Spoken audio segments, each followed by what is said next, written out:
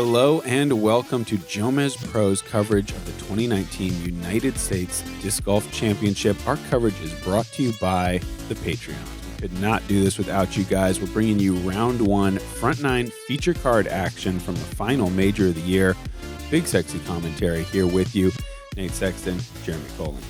Wow, we have probably the hottest USDGC in history coming up this week, Nate. We are talking about temperatures in the mid-90s. Yeah. It is October. It's the first week of October. It's October 2nd. Yet we are dealing with August temperatures. It's just, and the humidity is tough. So the USDGC, the biggest tournament in the world, we're upon it. Man, how can you stay cool? Opening day coming in 95. Second day forecast at 98. Quick thing we got to say, Big Jerm's birthday today. Heyo. So happy birthday to the big man. Thank you so much. But yeah, it's gonna be a challenge out there for the players. You got to deal with that humidity on the hands. You got to deal with just the fact that you need to stay hydrated. Even eating a snack, I find to be very difficult, even though I know I need to. Yeah, sure. At these kind of temperatures, because nothing sounds good at that point.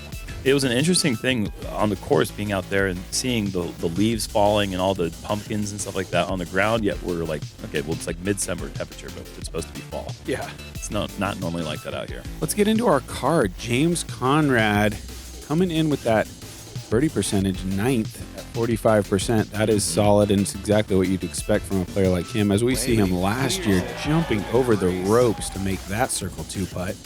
Interesting change this year, no more high ropes, so he won't have to use those gazelle powers this season. And McBeth coming out here, number one in birdies and fairways hit. You're just going to have more opportunities to birdie if you're just going to be there. Hugo Boss, birdie boss. We'll FollowFlight as a ace run on 17 last year. That's in the B placement. Today we are in the A placement on the Winthrop Arena course.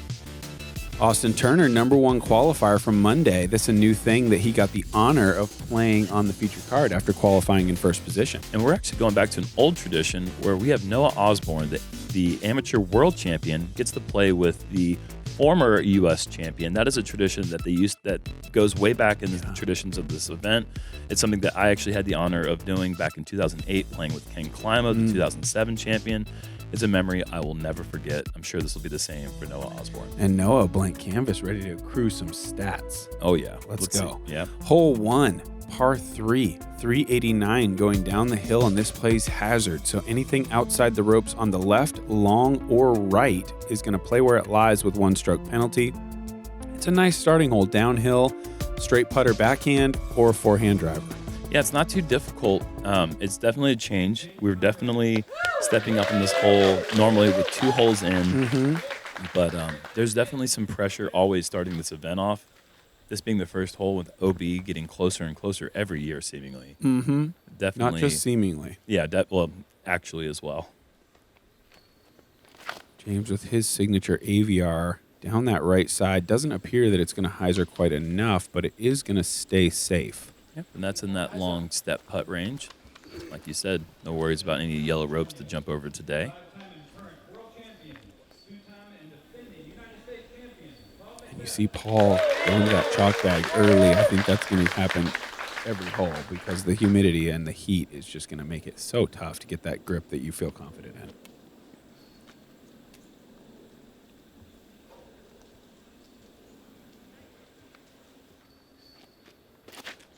Paul going with his Luna.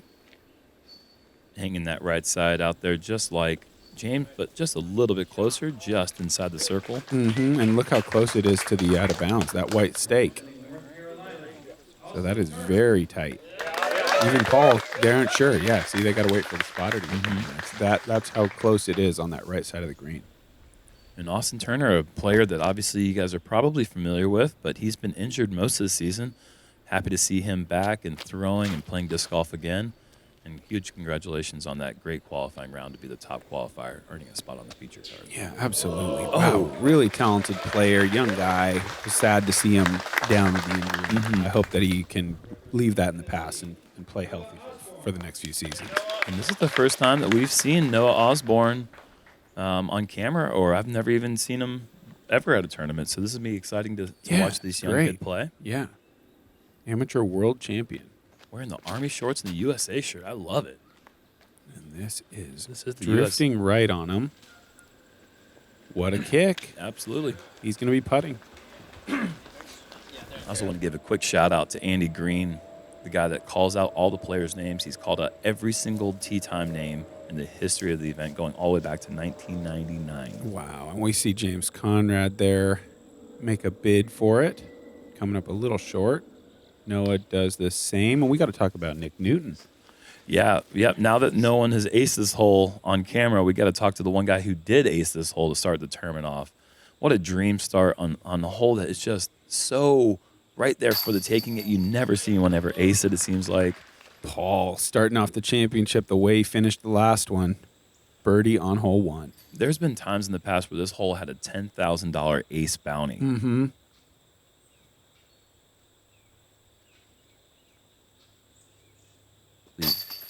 Austin Turner and McBeth in for their birdies. I believe that bounty was put up by Twisted Flyer and Joe Rotan, who's now a part of Innova's travel crew. Mm-hmm. Could you imagine acing this one and getting a cool 5 digits right there off the bat to start the tournament off? You're gonna have a good week. You're going to have a good time. 2 birdies, 2 pars, and on to hole 2. This one measures 444 feet and plays as a par 4. You've got to hit this low tunnel initially.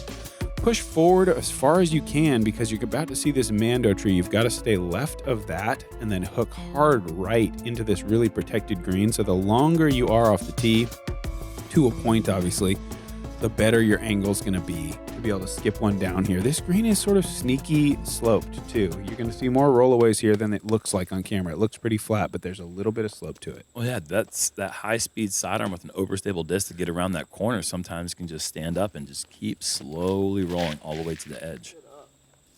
Paul going with the mid-range. I don't think that has the distance. I think he's going to be pinched off there. He's not going to have a great play to the basket. Austin Turner going with his Cleveland LeBron James Z-Force.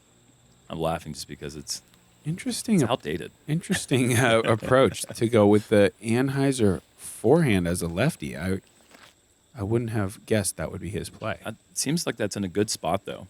Yeah, but wouldn't you expect him to go low backhand? I guess I would. And this is going to be short from James. Too much turn. Difficult shot for a righty backhand player just to keep that height right and not go too far. It seems like getting the height right with the mid-range I think mid-range is the disc to go with, but you can obviously turn it over too tight like Paul and James both have there. It's a really demanding shot for any shot type, I feel. You know, the landing zone is really very small. Mm-hmm. The place where you want to be that makes it easy to get up to the green. This is a nice second shot. He's going to like the angle from there. No problem with the mandatory. I think a player with a good, powerful forehand hyzer, a righty player with a forehand hyzer has a great advantage because you can throw it hard and low and not really worry about going too deep if you keep hyzer on it. Mm-hmm. But if you throw it flat, you can definitely get past that landing zone quick. So we see Paul trying to make the skip shot work. This is pretty good. Oh, yeah. That's as good as you can throw that. It's very good. Yeah, that's going to leave him just outside the circle, I would guess. That's a very solid shot from out of position. Mm-hmm. Probably went with a high-speed driver there to encourage that really high flare skip. And that's going to be something that you're going to look for a lot today as Austin throws his approach nicely, but maybe just a bit too far. He's going to have an obstructed putt from 28 feet. Still good effort. Mm-hmm. But something to watch from Paul today is he's actually gone. We talked a little bit about strategy with him, and he had mentioned that he's not going with a high-speed driver more than like 2 or 3 times off the tee. Yeah. And you're going to see a lot more second shots and approach shots on this course with high-speed drivers from him rather than tee shots. As Noah gets hung up somewhere. I'm not exactly sure where that finished. James going to jump putt one down to the basket. Well done. And we'll have 2 looks for birdie here. Austin from just inside. Oh, just outside the circle, actually. Ooh, a little low. Doesn't get away from him too bad. Once you get under those trees, that comeback putt can get really difficult. It's a scary putt from outside the circle in this hole. Like you said, that hillside. And Paul, birdie start. As you'd expect, he's got 2 looks from right around circle's edge, making good with that putt that he's been so hot with this season. I mean, yeah, Really, since he had like one event where everyone's like, I don't know if he's going to do well with this discraft stuff in Vegas. And then since then, he's won like 99% of his tournaments. Noah. Nice putt. Good par save. That is a solid leg tattoo. I didn't notice that on hole 1. Another player who's familiar with tattoos, Austin Turner. Told me he was just going to go with the right arm sleeve when we were on tour a couple years ago. Look at him now. Things change. You've changed, Austin. Man, we're about to go to these 2 new holes, Nate. I know. Exciting stuff. New hole 3 here. First time it's being played. Par 4, 759 feet. As you can see, nothing in the fairway, no OB or anything, just these 2 trees forcing you into that mandatory. We're going to be playing the right position, the A position with the flag on top of it there. You have to throw probably at least 500 feet to get to a spot where this mandatory feels like a good idea to go through. And then you've got a hazard bunker not more than 3 or 4 feet from the pin. If you go into that sand, you putt where you lie, but take a penalty. And Paul told us he was going to attempt to miss the Mando on purpose and advance to the drop zone here. This is actually just looking like a really great roller instead. I think it's short. Yeah, I think so, but I don't. Is he too tight right? I think so. I mean, okay, he might be. I feel like he's going to have to lay up from there. Okay. I'm looking at this the statistics. It's kind of funny because it says 95% fairway hits. I want to know what 5% missed this fairway. This is like you can't miss it. I played with Eric Oakley, and he put too much cut on a roller, and he went under the trees on the left. Okay, I think that's probably how you do it. That's 1% of the 5%. Mm-hmm. It still is pretty difficult to do. Austin with the air shot. That looked great. That was a really nice air shot. Went long and straight, just barely hyzered a little bit. James, he's got to be happy with these flush to the ground tees. You know, he's like finally free. You know, like so many times you play with James, and all he's talking about is why can't they build a bigger tee? And I feel like out here he's in his element. Mm-hmm. Well, he's had some good finishes. I mean, last year he tied for second. Is that right? Yeah, I think that is right. He might have been solo. I think he might have been solo second. That's a good angle from Noah. Maybe not quite the height to get that big distance, but good turn on the disc, good action on the ground. Mm-hmm. James had a great monster tee shot. I think he's going to have a good angle, but is he the first up? And we saw a lot of players go to the umbrella to try to stay out of the sun. Wow. Look at this play, attacking the Mando. Wow. What a shot. Great shot. He'll set himself up with a chance. A really scary third, but still. Yeah. To get through the mandatory and give himself a look. Good opportunity. Forehand, skipping to the Yeah. pin. Very bad skip. But man, what a great throw to get through that Mando with that high speed, but he must have just caught a bad tuft of grass or something. And here is Austin going to just lay up. Wow, and that's in prime position to go for the pin, especially for that lefty approach, but not trying to take any chances, unnecessary risks this early in the tournament. And Can appreciate that. Paul feels the same way. Would have had to throw a U-turn to get to the basket. Yeah. And I expect this will also be a layup.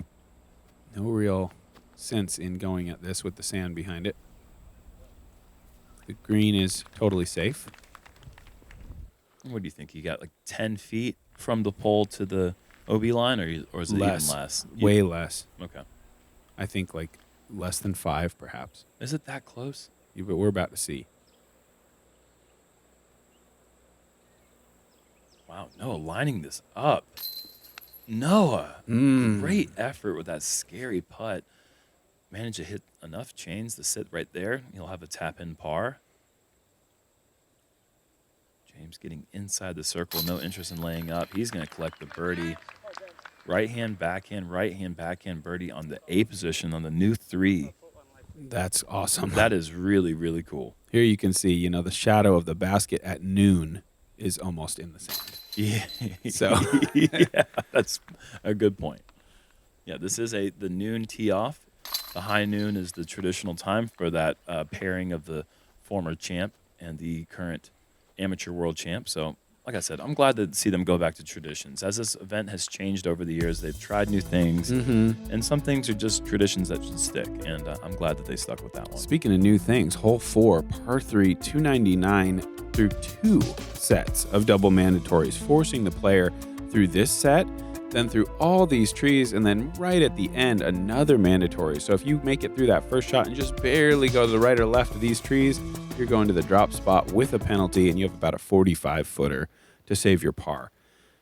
A couple schools of thought here. I think a lot of players are just going to try to navigate that first mandatory and not even go as far. Even James Conrad, a great woods thrower, he's not attempting to make both mandos. He's thrown that perfectly, and he has an opportunity for birdie. Yep. But with that putter, he's not thinking about trying to split it all the way through. We'll see how much speed Paul puts on this. Yeah, I think Paul's trying to. And that's a great effort, man, getting all Wow, the way through. what a shot. He's navigated through both mandatories. He's just left with about 38 feet, maybe? Yeah, those guys just made it look very easy. Austin also That's keeping it dead straight. fantastic. Yeah, beautiful. What a set of drives so Yeah, far. nothing's even been close to hitting a tree, and these things have just all been split right down the middle. A bit higher. This is also great. Right side is much better than left. That's 4 of the better drives you're going to see.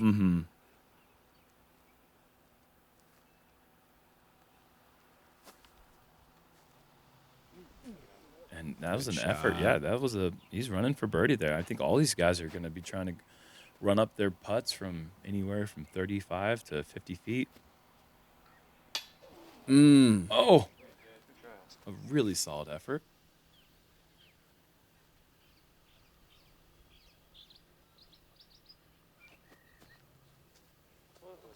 James a little low and right. And you and I had a friendly wager before this tournament started. Well, there was really no wager, just more of like a. And McBeth also low. No birdies for the card after those drives. Wow. But we had a guess on how many birdies we thought there would be for the entire event. Yeah. You said 68. 68. And I said no way. I said 38. I said less than 10%. So far, round 1, only 4%. Five Five players. birdies out of the 116 players in the field. I'm pretty shocked as we take a look at the Founders Club, FollowFlight, Fam, and SloMez squad. Look at this. Those are the guys. Yeah, Those are the guys and girls. yeah. That's why we're here. That's why we're able to do this. Without them, Yes. we're just getting ready for our round, and that's it. Yep. You don't get JomezPro. Yep. Hole 5, par 5, 1,025 feet. Playing from the original tee pad again now. So this one is going to play a long shot. As long as you can throw it comfortably and finish right, that's what you're going to want to do off the tee. Then play position on the second. Try to get up close to the water's edge and make that crossing shot. There's a mandatory that does not allow you to stay over dry land the whole way. You can't go around the lake. You have to go over the corner. This is a Thunderbird from James.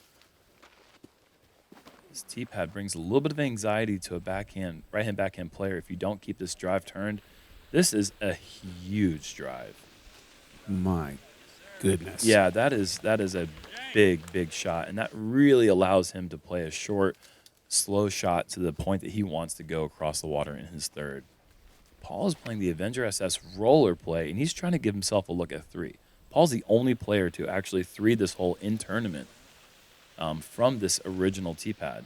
And right there by that ditch, that's about 50 feet short of where I think that he might feel comfortable going for it. Yeah, he needs to get like a little bit of a lucky bounce, like a little better angle and some kind of lucky bounce to where that ditch doesn't destroy all his distance. And then I think he'd be in position. If he can get up to that one lonely tree, Austin just hammering this. Yeah, Is it going to stay safe? No. And Wow. that's one of the pink forces, I believe, that I've given him over the past. And he just shows me how much he appreciates my gift by throwing it into the water. Goes too far, maybe. And look at this nice low forehand. I like that play. Yeah, he hammered that. That's a great shot. Very safe. Mm-hmm. But, yeah, surprising the only player to go out of bounds here was the lefty. Just going big. going to do it again. Over the water. This is really high, but that's not going to matter. You know, he's going to get far away from the water, but he's got so much power. Like, it doesn't really matter. He can throw big spike hyzer from there, too, I would think. Yeah, it is a bit scary from that far away from water to attack the green on what will be his fourth shot. But like you said, he's got all the power in the world to be able to clear it comfortably. And this is interesting to me. That beautiful low forehand off the tee. Yeah. And he gets away with it. But, like, I don't know why. I don't quite understand why you don't just throw that forehand again. Yeah, sure. I mean, it stays away from the water. But, man, I feel your anxiety right there, Noah. I had a shot equally close to the OB line, and I didn't think it had a chance of staying in bounds. And seeing Jeff Miley down there from Asheville, North Carolina. Asheville crew always comes out here in the spots. Yeah, they do. And seeing Jeff down there chase it down with his dreadlocks and giving you the green flag is it's a good feeling. But James is not going to have that feeling.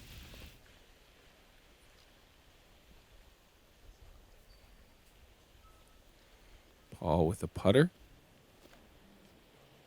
And that's really all you need. That's in the landing zone. And now we're going to see that big hyzer. I would guess he is almost 400 feet from the pin. I'd say certainly 400 from there. And great shot from back there to give himself a chance to save the par. Great throw.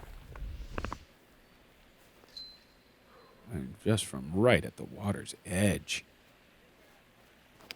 Nice. Sets up a good angle. And this is smart. You know, you see him turn it over. He's going to be far from the pin. But this is such a shot where, you know, you have a little bit of nerves, and it's so tempting to try to get cute with it and try to just park it. I like the play of just like, my miss is going to be across, you know, and you see him just kind of get on the disc. It's okay. Get across the water. Avoid disaster. Oh. Speaking of disaster, Paul turns over, catches the branch, and does not touch safe land. And that was his Luna. He just put a little bit of anhyzer on it, and it held and caught the outside edge of that tree. Wow. Surprising to not see him go more directly at the basket. But maybe he was just trying to do the same thing, just put himself in a position where he's safe. Yeah, but you see that one tree, I've seen it get so many people. Yeah. It just sticks out and can catch that shot that looks almost perfect.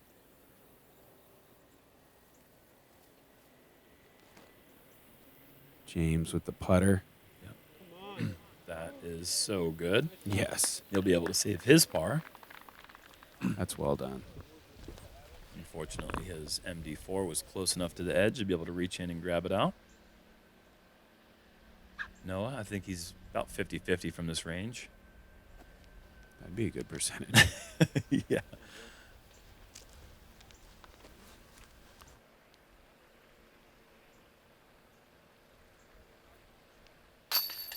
All bogey. Taking the bogey.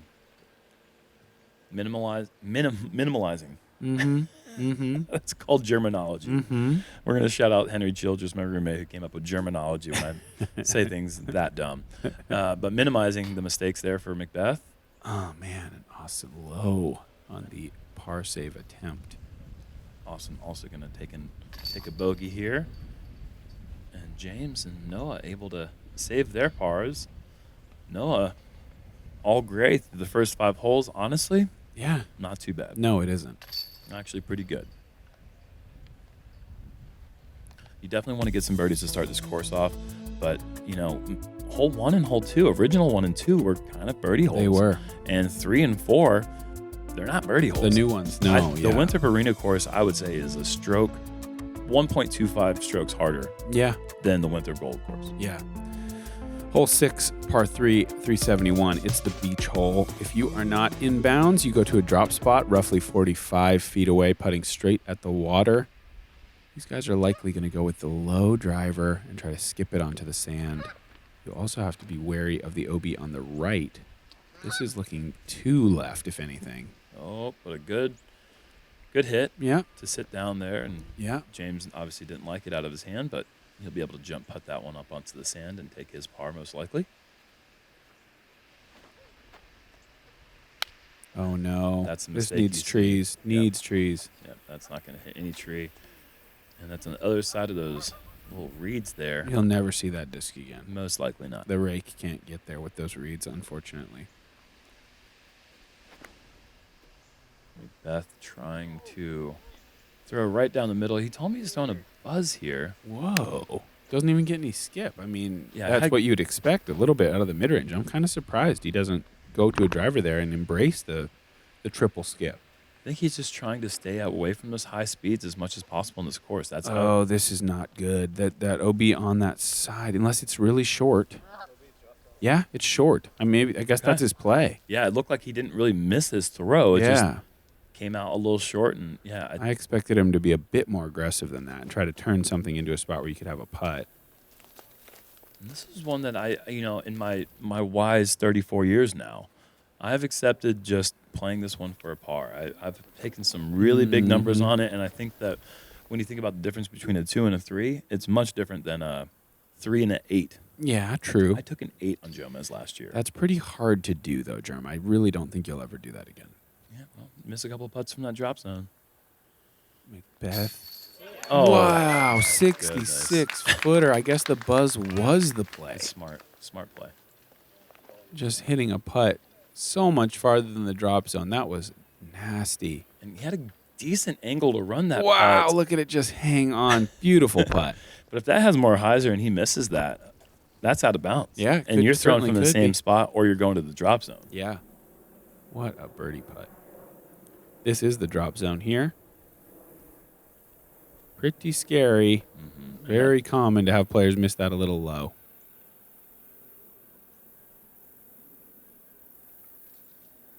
And James in.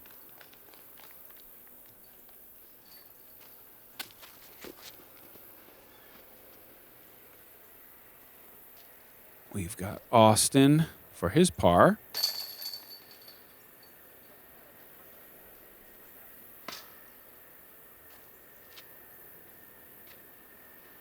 And Noah will make a bogey. Good spread of scores on this one. 37% birdie, 30% par, 26 above. That's the kind of spread you're looking for, I think, nice. as a course designer, knowing you got a difficult hole, can be hit, can also be turned into a bad score really quick. Yeah, on to hole 7, par 3, 284, triple mandatory through the bamboo. If you miss it, you've got your choice between 2 different drop spots that are sort of equally difficult, very, very unlikely to save your 3. So these guys have got to just keep it low, keep it straight, navigate that mandatory. If you hit the wall and fall down, that's a putt you could actually make. It's probably 45 feet. Paul going to go with that Z Luna putter shot here. Oh, what a beautiful. Gosh, that is such great camera work. That was cool. That was such great camera work. I mean, you guys always kill it, but that's such a thing of beauty. Yeah, that's straight all right. I mean, come on. That's something you want to see as a player. You want to see the tassels of the bullseye ruffle just a bit. James said, I like that. I'm going to try that. Get inside. Oh, beauty. Yeah. Just clearing the right side wall. He's through. Nice shot. And Austin's going with a buzz. I wasn't sure if he's going to go with a buzz or an overstable disc and try to hang it out wide, but he's just going to try to throw the same exact shot, and he's done so brilliantly as well. Wow. Pressure on now to Noah. As we take one more look at Austin's low mid-range shot, thrown really firm. A little double follow flight. Like Look at that. A lot lower, a lot faster. Ended up coming just a bit short, but man, same result pretty much. Low forehand, needs to hurry. Yeah. That's not the worst thing. No. Favorable he's, kick. He's going to be in position to take a run at this for sure. That 40-foot marker. Just low.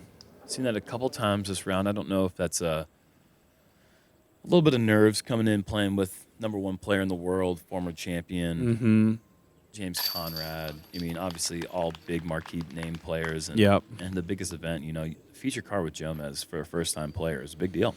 Absolutely. And nice pickup of birdie for James and Austin, and in about 4 seconds, Paul. And Getting out away from this hole at 3 under par for the group. It's a good score.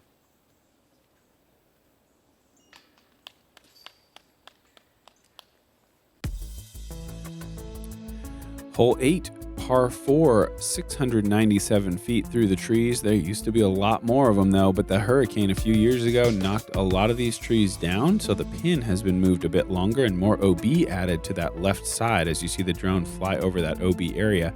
And now we've got the pillars on this hole as well to make that putt just a little bit more difficult if you finish on the short side. You'd like to go with a backhand hyzer or kind of a forehand flat to hyzer here off the tee. See Paul go with that forehand line. He kind of goes with the flex. Oh, and he knew right away, of course. Wow, unbelievably overstable disc. He threw Anheuser release, and he still hit that tree. He said the one thing he liked about that play before the round was that he can just avoid not going out of bounds right there. And now he's in position of being way out of position for even par can be tricky. Yeah, this is in danger of going out of bounds. And yep, I believe it has just crept over that line. Although we don't see a graphic. He might have stayed safe. And if not, that is in prime position number 1. As far left as you can get on that OB line without being out of bounds is you're loving opens up that angle as much as possible. It's a good shot from Austin, a little low. No, it looks like he's caught this tree as well. Wow. Glancing forward can be a good thing, but can also be a bad thing. Kicking over there in the woods to the left is bad, but also the out of bounds can come in play. But he did not go that far down the fairway, so he'll have a open look on his second, I believe. Paul in a really bad spot. He needs a good approach, and this is better than good. This is phenomenal. Yeah, across the OB, he should have a pretty simple shot from there to get up into the circle. Got a long way to go. He's going flex forehand. Wow, another just crazy overstable disc there. And that actually presents some problems because there are just enough trees between there and the basket. Mm-hmm. He's going to have to come up with some sort of tricky approach that doesn't roll. Yeah. Which is the really tough thing from up there on that hill. This is sort of a tough angle from over here. Hard to get the skip you want. And he's kind of taking this inside, probably not on purpose. But just being on the other side of that stuff for Austin is a huge advantage on his next throw. He'll probably be able to jump putt from there. And we're going to see a little control roller here from James. Never got flat. It got up and moving right for him. Just cuts and hits the fence. New word? Controller? A controller. I think that is already a word, but we could apply it in a different way. I'm spelling it differently. There's an apostrophe in there. Oh, nice. Okay, so Paul is going to go with this short forehand. Again, the roll away, probably a big part of what he's thinking about here. Trying to make sure it comes in with appropriate speed. Mm-hmm. Just past the basket, That's just nice. around, really split both of those stumps. Yeah. And either one of those stumps can be a pretty rough bunker. And as you called, having to get a little tricky. Whoa. Through the mozzarella sticks and almost in. That was nice with the forehand putter from a knee. And you can almost bank on those to bank. Mm-hmm. And he got through cleanly, which means he's got a little bit longer approach than I'm sure he'd like to have.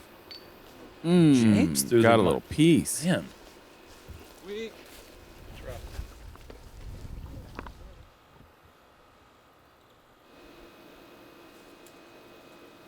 And Austin just going to lay up from that awkward position.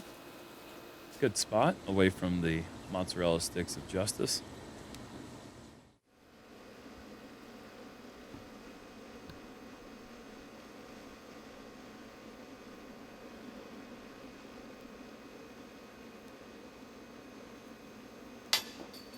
Oh, no. Wow. Par putt is high for Paul.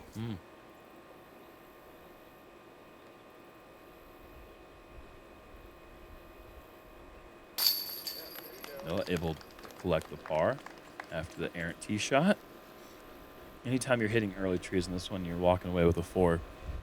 Nothing to hang your head about. Mm-hmm. This is a hard hole. 62% of the field takes par on this one.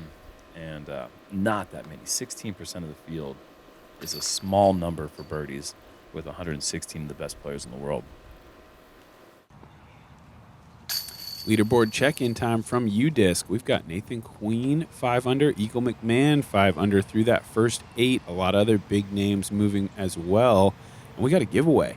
Yeah, we got the first round lucky duck. The Jomez.com, JomezPro.com/shop $100 winner goes to Andrew Vanstone. His comment, JomezPro knows how to get the blood flowing. Thanks, Andrew. You got $100 coming your way, buddy, and we're going to have a winner for each of the 4 rounds of the USDGC. Hole 9, we're going bean to bean, baby. It's a par 4, 685. You've got all these different landing zones to choose from. You can see some players go for that early left. Getting all the way up into the lima bean, trickier thing. You're trying to go straight up the middle past the black wall, and then you got the jelly bean. You got the basket situated there right at the end, back there by the geese. And this one is tough because it slopes away, and the OB is just barely past the basket.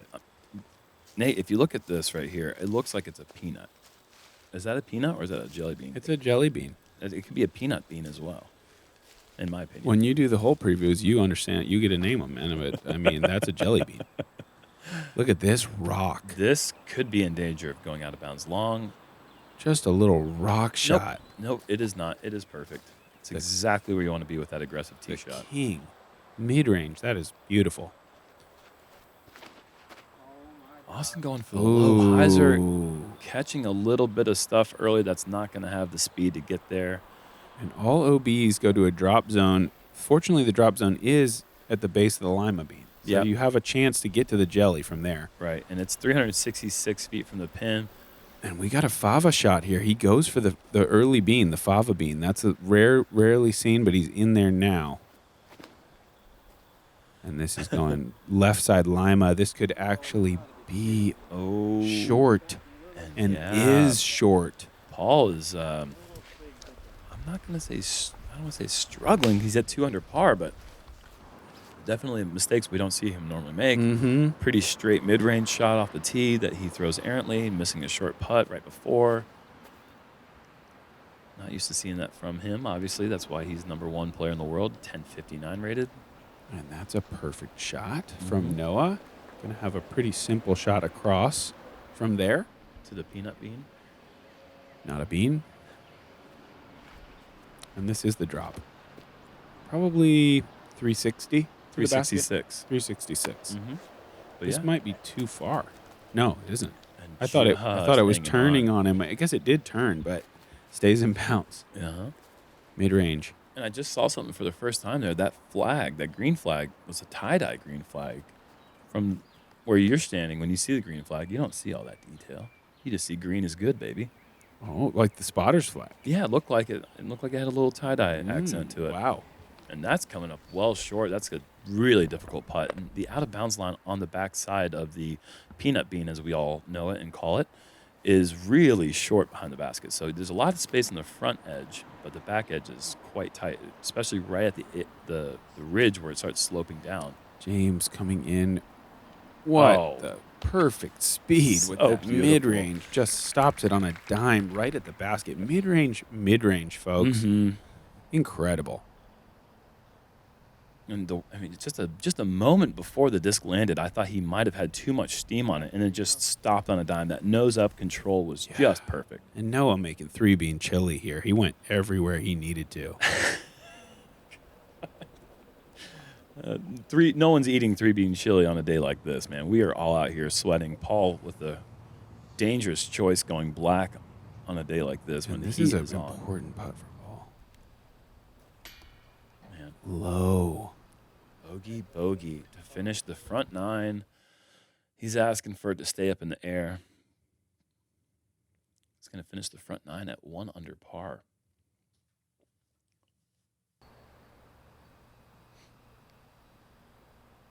Let's see if that safe play for Noah works out with just an 18-foot putt for par. He drills it. Slams it. Well done. Again, par on this one. This is a hole that you can really lose a lot of strokes on. I'll call back to last year's final round. I took an 11 on it. Only my second score ever in the double digits, and a hard thing to bounce back from. I mean, you're finishing the front 9 off. You got some tough holes in the back 9 coming up. Yeah. You want to make sure you eliminate those damages and feel better going into the throw pink hole 10. Yeah, and there you have it. 9 holes in the book. Sort of a surprisingly slow start from defending champion Paul McBeth, coming in at just 1 under. Thank you again to the JomezPro Founders Club in particular, but all our supporters on Patreon making this coverage possible. As we see some great little time-lapse shots, the clouds over Winthrop Lake, the sun setting, beautiful place to play some golf. Sure is. Can't wait to bring you the back 9.